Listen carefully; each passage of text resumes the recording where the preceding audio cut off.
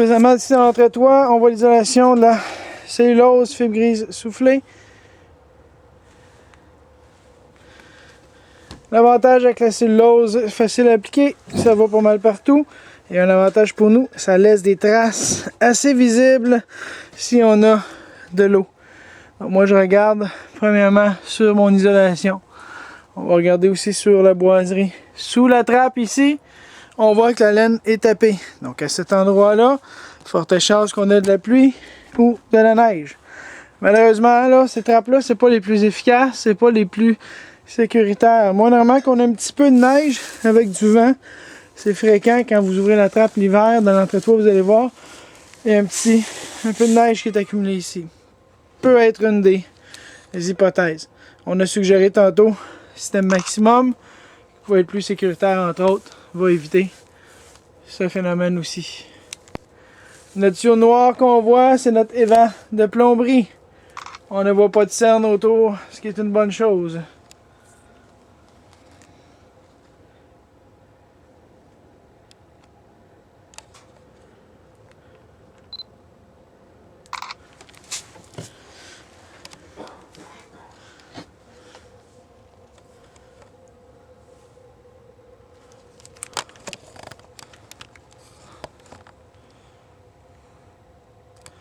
La vidéo est jamais très beau dans l'entretoit parce qu'il n'y a pas beaucoup de lumière.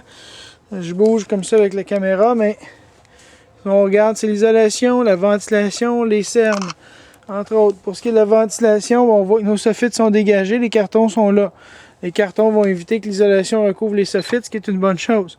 Côté sortie, on a une ventilation plus standard. On parle de 2 petites trappes carrées. On a place à amélioration. On a parlé tantôt de système maximum, entre autres.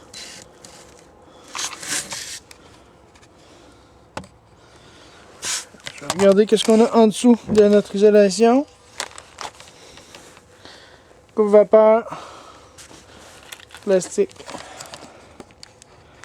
Correct.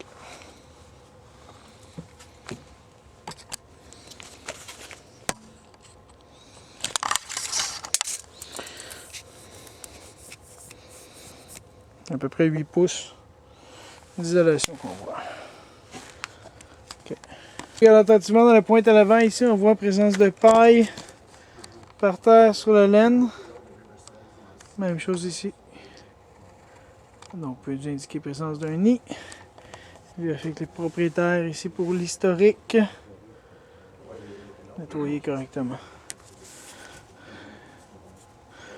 Ça va compléter ici notre vidéo pour l'inspection.